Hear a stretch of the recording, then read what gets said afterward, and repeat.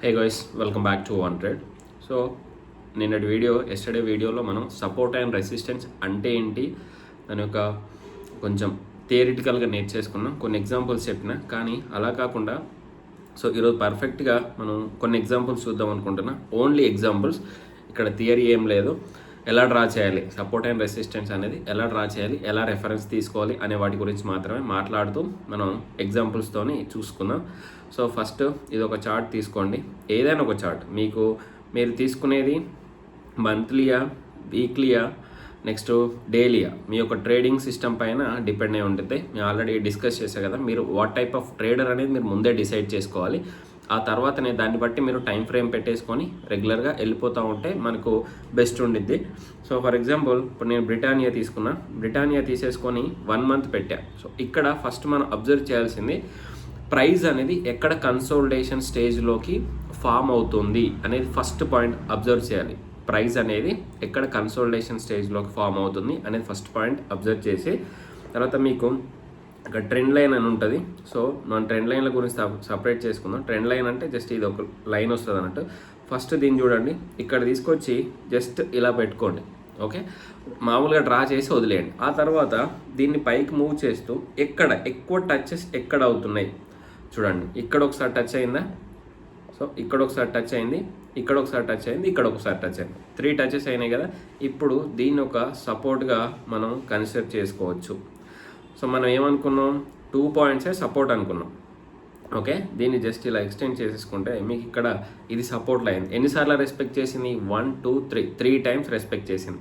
మనం ఏం చేయలేదు, ఒక కన్సోలిడేషన్ని చూసుకున్నాం, దాన్ని ఎన్నిసార్లు టచ్ అవుతుంది ఒక లైన్ అనేది డ్రా చేసేసుకోవాలి. ఫస్ట్ ఇలా డ్రా చేసుకున్న తర్వాత దీన్ని ఇంకొక విధంగా కూడా చెప్పుకుంటే మనం దీన్ని రేంజ్ బౌండ్ అని కూడా అనుకోవచ్చు. ఎందుకు అంటే సో ప్రీవియస్గా ఎక్కడైతే స్టాక్ అనేది బ్రేక్అవుట్ అయిపోయిందో, ఇక్కడ బ్రేక్అవుట్ అయింది కదా, సో ఈ ఏరియా అక్కడి వరకు ప్రైస్ అనేది మంత్లీ వచ్చేసింది. అంటే వీక్లీ కానీ డైలీ పెడితే కొన్ని క్యాండిల్స్ ఉంటాయి, కానీ మనం మంత్లీ టైం ఫ్రేమ్ చూస్తున్నాం దీనికి, ఈ స్టాక్కి. అందుకే దాన్ని రేంజ్ పెట్టా. నేనేం పెట్టా, ఒక జోన్ ఆర్ ఒక సింగిల్ సపోర్ట్ ఉంటుంది అని చెప్పాను నిన్నటి వీడియోలో. జోన్ అయిన ఉండొచ్చు, లేకపోతే ఒక సపోర్ట్ అయిన. ఇక్కడ జోన్లో యాక్ట్ చేస్తుంది అన్నట్టు. సో ఇక్కడ మనకు ఇది సపోర్ట్లా అయింది. మరి ఇప్పుడు దీన్ని ఒక కన్సోలిడేషన్ ఎలా చేసుకోవాలి అంటే, ఇప్పుడు సపోర్ట్ అయింది కదా, నెక్స్ట్ ఇంకొకటి దీన్నే కాపీ చేసుకోండి, క్లోన్గా చేసుకోండి. దీని పైన ఇలా మ్యాక్స్ టచెస్ పెట్టేసుకోండి, మ్యాక్సిమం టచెస్ ఇక్కడ. ఓకే, ఆల్మోస్ట్ ఇక్కడ కూడా చాలాసార్లు టచ్ అవుతుంది చూడండి. ఇది ఆల్మోస్ట్ ఇది టచ్ అయినట్టే, ఇది టచ్ అయినట్టే, ఇది టచ్ అయినట్టే, ఇది టచ్ అయినట్టే. ఒక 4 టైమ్స్ టచ్ అయింది. ఓకే, మనం 4 టైమ్స్ టచ్ అయింది కాబట్టి మనం దాన్ని రెసిస్టెన్స్గా కలర్ మార్చేద్దాం. సో రెసిస్టెన్స్గా తీసుకోవచ్చు. మీకు అర్థమైంది కదా. అసలు ఎలా డ్రా చేయాలంటే కన్సోలిడేషన్ ఎక్కడ ఫామ్ అవుతుంది అనేది చాలా ఇంపార్టెంట్. ఆ తర్వాత ఒక లైన్ డ్రా చేసి దాన్ని మ్యాక్స్ టచెస్, విక్సర్ బాడీకి మ్యాక్స్ టచెస్ ఎక్కడ అవుతున్నాయి అక్కడ తీసుకొచ్చి పెడితే మనకు అదొక సపోర్ట్ అండ్ రెసిస్టెన్స్ అవుతుంది. దీనివల్ల బెనిఫిట్ ఏంటి అంటే, ఇక్కడ చూడండి, మనం ఫస్ట్ ఈ 2 పాయింట్స్ దగ్గర ఒకసారి డ్రా చేసుకున్నాం. ఇక్కడికి వెళ్ళి మళ్ళీ ఈ రెండింటిని యూజ్ చేసుకొని సపోర్ట్ రెసిస్టెన్స్ డ్రా చేసుకున్నాం కదా. నెక్స్ట్ టైం చూడండి, ప్రైస్ ఇక్కడికి వెళ్ళి రెస్పెక్ట్ చేసి మళ్ళీ డౌన్ అయింది. సో మనం డ్రా చేసుకునేది ఎందుకే, మళ్ళీ ఇక్కడ నుంచి ఈ జోన్ నుంచి ప్రైస్ అనేది పైకి వెళ్ళిపోయింది. ఈసారి ఏమైంది, రెసిస్టెన్స్ని బ్రేక్అవుట్ అయింది. అంటే మనం ఏదో ఒక స్ట్రాటజీని బిల్డ్ చేసుకుంటే రెసిస్టెన్స్ బ్రేక్అవుట్ అయింది. బ్రేక్అవుట్ స్ట్రాటజీలను మనం తర్వాత మాట్లాడుకుంటాం ఫ్యూచర్లో. బ్రేక్అవుట్ స్ట్రాటజీని బిల్డ్ చేసుకుంటారు అన్నట్టు చాలా వరకు. సో ఓకే, ఒక కన్సోలిడేషన్ ఉంది, ఒక రెసిస్టెన్స్ని ప్రైస్ అనేది బ్రేక్అవుట్ అవ్వడం వల్ల బ్రేక్అవుట్ స్ట్రాటజీ వస్తుంది. వాళ్ళు బ్రేక్అవుట్ స్ట్రాటజీ చేసేవాళ్ళు వీళ్ళు అన్నట్టు. అందుకే ఒక కన్సోలిడేషన్లో సపోర్ట్ రెసిస్టెన్స్ మాట్లాడుకుంటాం. దీంట్లోనే ఇంకో వాళ్ళు ట్రేడ్ చేసే వాళ్ళు ఉంటారు. ఎలా అంటే, ఇక్కడ రిజెక్ట్ అయిందా, సో ఇక్కడ రిజెక్ట్ అయిన తర్వాత ఈ రేంజ్ బౌండ్ మార్కెట్ కోసం వాళ్ళు డౌన్ కోసం చూస్తారు. ఇక్కడ నుంచి రిజెక్ట్ అయిందా, మళ్ళీ ఇక్కడ నుంచి బై చేసుకుంటారు. సో ఇలా రేంజ్ బౌండ్ని కూడా మెయింటైన్ చేసే ట్రేడర్స్ ఉంటారు అన్నట్టు. రేంజ్ బౌండ్ ట్రేడర్స్ కన్సోలిడేషన్లో ట్రేడ్ చేసేవాళ్ళు, అంటే రెసిస్టెన్స్ దగ్గరికి వెళ్ళిన తర్వాత సెల్ చేయడం, సపోర్ట్ దగ్గరికి రాగానే బై చేయడం, ఇలానే ఉంటారు అన్నట్టు. ఈ టైప్ ఆఫ్ ట్రేడర్స్ కొందరు ఉంటారు. ఎందుకు చెప్తున్నా అంటే, ఒకటి మీకు కరెక్ట్గా అర్థమైందంటే నెక్స్ట్ ఇది ఈజీగా అర్థమైంది. కన్సోలిడేషన్లో రెసిస్టెన్స్ దగ్గరికి వెళ్తే సెల్ చేసే వాళ్ళు ఉంటారు, బయ్యర్స్ ఇక్కడే సపోర్ట్ దగ్గరికి వస్తే బై చేసే వాళ్ళు ఉంటారు. ఈ టైప్ ఆఫ్ ట్రేడర్స్ ఉంటారు. ఇంకో టైప్ ట్రేడర్ ఏం మాట్లాడుకున్నాం, బ్రేక్అవుట్ ట్రేడర్స్. బ్రేక్అవుట్ అయిన వెంటనే ఈ క్యాండిల్ బ్రేక్అవుట్ అయిందా, సో దీనిపై నుంచి పైకి వెళ్ళిపోయిందా, ఇది ఈ టైప్ ఆఫ్ ట్రేడర్స్ ఉన్నారు. అందుకే సపోర్ట్ రెసిస్టెన్స్ అనేది ఐడెంటిఫై చేసుకోవడం చాలా ఇంపార్టెంట్. ఇక్కడే ఇంకొక టైప్ ఆఫ్ ట్రేడర్ని కూడా తీసుకొస్తాను నేను. ఇది బ్యాక్ వచ్చిందా, సో ఇది బ్యాక్ వచ్చి రీటెస్ట్ అయిందా, సో ఇది బ్యాక్ వచ్చి రీటెస్ట్ అయ్యి మళ్ళొకసారి వెళ్ళింది, మళ్ళొకసారి రీటెస్ట్ అయ్యి పైకి వెళ్ళింది. సో దీన్ని కొంచెం చార్ట్ చూడండి ఎట్లా వెళ్ళిపోయిందో. సో ఈ type of trader retest traders అంటాం. ఇక్కడ 3 టైప్ ఆఫ్ ట్రేడర్ దొరకబట్టుకున్నారు, మీరు అర్థం చేసుకోండి మంచిగా. రెసిస్టెన్స్ దగ్గర సెల్ చేసే ట్రేడర్స్ సెల్లర్స్, సపోర్ట్ దగ్గర బై చేసేవాళ్ళు బయ్యర్స్, సో ఆ తర్వాత బ్రేక్అవుట్ అయితే ట్రేడ్ చేసేవాళ్ళు బ్రేక్అవుట్ ట్రేడర్స్. ఓకే, రీటెస్ట్ కోసం వెయిట్ చేసేవాళ్ళు, బ్రేక్అవుట్ రీటెస్ట్ కోసం వెయిట్ చేసేవాళ్ళు రీటెస్ట్ చేసే ట్రేడ్స్. అంటే రీటెస్ట్ అయ్యి కన్ఫర్మేషన్ క్యాండిల్ వస్తేనే వాళ్ళు ట్రేడ్ చేస్తారు, లేకపోతే చేయరు. అంత సెటప్లు చేసేసుకుంటారు అన్నట్టు. అందుకే ఇంతగా చెప్పేది. సో ఇక్కడే చూసాముగా ఎన్ని టైప్ ఆఫ్ ట్రేడర్స్ని. సో నెక్స్ట్ది జస్ట్ సింపుల్గా మనం వెళ్ళిపోదాం. నెక్స్ట్ ఈజీగా ఉండిపోద్ది. ఇక్కడ మ్యారికో చూడండి, ఇది ఆల్రెడీ నేను ప్రీవియస్గా డ్రా చేసి పెట్టా. ఎంత ఇది ఇప్పుడు డ్రా చేయలేదు, నేను ప్రీవియస్గా డ్రా చేశాను. ఇది చూడండి ఎంత బ్యూటిఫుల్గా యాక్ట్ చేస్తుందో. ఇక్కడ నుంచి వెళ్ళిందా, ఈ రెసిస్టెన్స్ నుండి రిజెక్ట్ అయిందా, ఏం చేయాలి మనం, ఫస్ట్ ఒక కన్సోలిడేషన్ అవుతుందా లేదా. ట్రెండ్ లైన్లో విషయం వేరే, ఇప్పుడు నేను ట్రెండ్ లైన్లో విషయం మాట్లాడట్లేదు, జస్ట్ కన్సోలిడేషన్ ఉన్న స్టాక్లో సపోర్ట్ రెసిస్టెన్స్ని ఐడెంటిఫై చేస్తున్నాం అంతే. ట్రెండ్ లైన్లో విషయం తీసుకురాలి. సో చూడండి ఇక్కడ క్యాండిల్ ఒకటి వచ్చేసింది, మనం ఇక్కడ ఒకటి వచ్చేసింది కాబట్టి ఒక ట్రెండ్ లైన్ డ్రా చేసుకున్నాం. ఇక్కడ మల్టిపుల్ టైమ్స్ వచ్చేసింది కాబట్టి ఇక్కడ ఒక లైన్ డ్రా చేసుకున్నాం. ఇప్పుడు ప్రైస్ ఇక్కడ నుంచి ఇక్కడికి వచ్చేసి డౌన్ అయింది కదా, మళ్ళీ ఒకసారి ఇక్కడి నుంచి వచ్చేసి మళ్ళీ ఇక్కడికి వెళ్ళి మళ్ళీ డౌన్ అయింది కదా, ఈసారి దీన్ని బ్రేక్అవుట్ అయింది అన్నట్టు. సో ఇక్కడ మీకు అర్థమైంది కదా ఎంతమంది ట్రేడర్స్ వస్తారు, ఇక్కడ సెల్ చేసేవాళ్ళు, ఇక్కడ సో రివర్స్ ట్రేడింగ్ అన్నట్టు. సెల్ చేసి హైలో సెల్ చేసి లోలో బై చేసేవాళ్ళు, ఇక్కడ బై చేసి హైలో సెల్ చేసేవాళ్ళు. సో ఇక్కడ సెల్ చేసి మళ్ళీ ఈసారి ఏమైందంటే బ్రేక్అవుట్ అయింది. సో బ్రేక్అవుట్ అయిపోతే ఏం చేస్తాం, బ్రేక్అవుట్ ట్రేడర్స్ వస్తారు అన్నట్టు. బ్రేక్అవుట్ ఏ క్యాండిల్ అయింది దాన్ని బట్టి మళ్ళీ ఇది రీటెస్ట్ కోసం చూస్తుంది కదా, ఈ ట్రేడర్స్ వస్తారు. అంటే ఇంతమంది మనకు అవన్నీ పక్కన పెట్టండి. So present support and resistance మాత్రమే చూస్తున్నాం మనం. సో సపోర్ట్ అండ్ రెసిస్టెన్స్ ఎలా డ్రా చేయాలి అనేది ఇది ట్రెండ్ లైన్కి వచ్చేసింది. సో నెక్స్ట్ స్టాక్ చూద్దాం. సో లారస్ ల్యాబ్ ఇది అలా డ్రా చేసిందా, ఇది ఏదైనా డ్రా చేయండి ఉందా. సో ఇవన్నీ డ్రా చేసేస్తాను నేను. క్లీన్ సైన్స్ ఓకే ఒకసారి.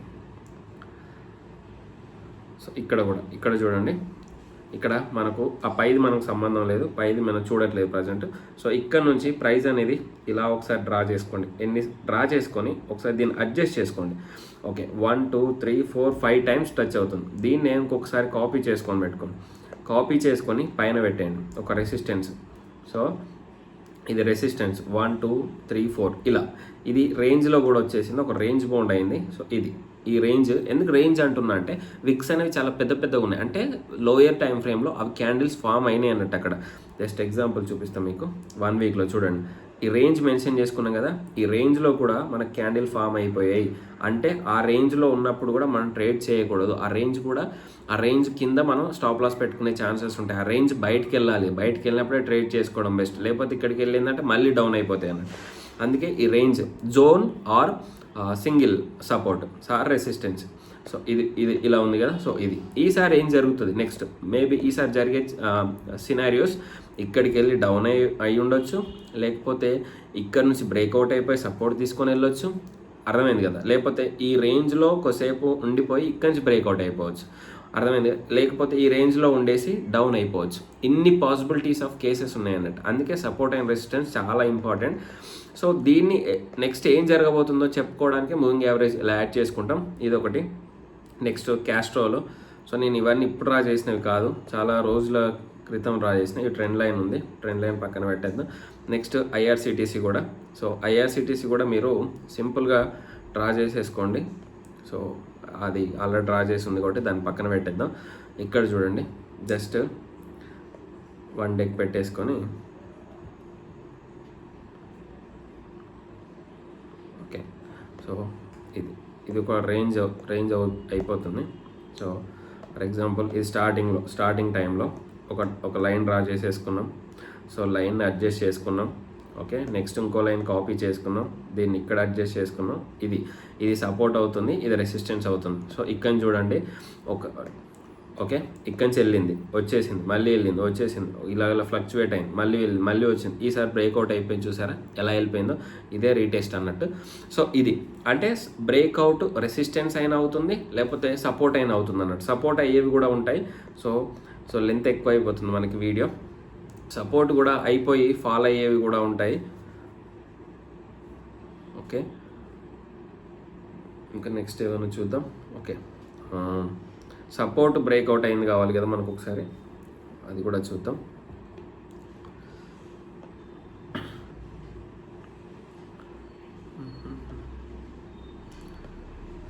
సో జస్ట్ ఎగ్జాంపుల్, 1 డే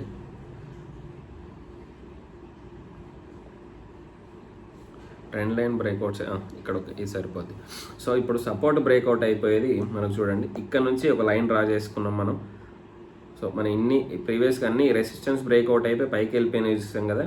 ఇక్కడ సపోర్ట్ టర్న్ సైజ్ రెసిస్టెన్స్, ఇవి నెక్స్ట్ వీడియోలో మాట్లాడుకుందాం. సపోర్ట్ ఎలా రెసిస్టెన్స్గా యాక్ట్ చేస్తుంది, రెసిస్టెన్స్ ఎలా సపోర్ట్గా యాక్ట్ చేస్తుంది అనేది. సో ఒక లైన్ డ్రా చేసేసుకొని దాన్ని అడ్జస్ట్మెంట్ చేసుకున్నాం. చూడండి దీన్ని ఎన్ని మల్టిపుల్స్ ఆఫ్ టైమ్స్ రెస్పెక్ట్ చేసింది, 1 2 3 4 5 6 టైమ్స్. తర్వాత బ్రేక్ అయిపోయింది అన్నట్టు. సో తర్వాత బ్రేక్అవుట్ అయిపోయి మళ్ళీ వెళ్ళి రీటెస్ట్కి వచ్చేసింది. ఈ రీటెస్టే support cum resistance cum support అవుతాయి అన్నట్టు. ఇది మనం నెక్స్ట్ వీడియోస్లో మాట్లాడుకుందాం. ఇవి మన జస్ట్ ఎగ్జాంపుల్స్. సో మీరు కూడా ఏం లేదు, సింపుల్గా ఒక లైన్ డ్రా చేసుకోండి. మల్టిపుల్ టైమ్స్గా ఎక్కడైతే ఒక ప్రైజ్ సేమ్ లెవెల్లో ఆర్ కొంచెం అటో ఇటో జోన్ లెవెల్లో మూవ్ అవుతుందో దాన్ని ఒక లైన్ మీదకి మూవ్ చేసేసుకొని, 2 లైన్స్, జోన్ అయితే 2 లైన్స్, లేదంటే సింగిల్ లైన్ మీకు మూవ్ చేసేసుకొని దాన్ని సపోర్ట్గా సేమ్ పైన కూడా రెసిస్టెన్స్గా రెస్పెక్ట్ చేసి పెట్టుకొని ఇది బ్రేక్అవుట్ అవుతుందా లేదా అనేది నీ అజంప్షన్కి రావాలి. బ్రేక్అవుట్ అవుద్దా, బ్రేక్ డౌన్ అవుద్దా, దీన్ని బట్టే నీ ట్రేడ్ అనేది నెక్స్ట్ ఒక స్ట్రాటజీ బిల్డ్ చేసుకోవడానికి ఉంటుంది. సపోర్ట్ అండ్ రెసిస్టెన్స్ ఎందుకు నేర్చుకోవాలి అంటే, నెక్స్ట్ ఏ స్ట్రాటజీ నువ్వు బిల్డ్ చేసుకోవాలనుకున్నా సపోర్ట్ అండ్ రెసిస్టెన్స్ కంపల్సరీ రావాలి. సపోర్ట్ అండ్ రెసిస్టెన్స్ రాకుంటే మాత్రం మనకి ఈ స్ట్రాటజీలు రావు. ఎందుకంటే నెక్స్ట్ ట్రెండ్ లైన్లో కూడా సపోర్ట్ అండ్ రెసిస్టెన్సే ఇంపార్టెంట్, మూవింగ్ యావరేజ్ కూడా సపోర్ట్ అండ్ రెసిస్టెన్సే ఇంపార్టెంట్. ఇవన్నీ మనం మాట్లాడుకుందాం. సో ఇది వీడియో. సో మీకు ఒకవేళ చూడాలి అనుకుంటే లాస్ట్ వీడియోస్ కూడా చూడండి. ఇంకా మన ఎగ్జాంపుల్స్ మీరు ఒకసారి చూడండి. అర్థం కాకపోతే ఏదైనా చార్ట్ ఉంటే ఎక్స్ప్లెయిన్ చేయమంటే నేను ఎక్స్ప్లెయిన్ చేస్తాను. Thank you. జై హింద్.